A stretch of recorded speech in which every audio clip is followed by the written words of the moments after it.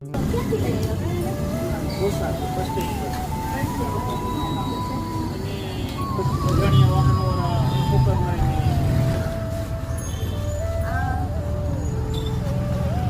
ગરુનું accident થયું છે અને લીલાભાઈ ને આ લોકો દેવાભાઈ ને કરશનભાઈ દેવાભાઈ ને કરશનભાઈ આ લોકો એને ગોસાથી અહીંયા પોરબંદર સુધી પહોંચાડવા માટે આવ્યા છે.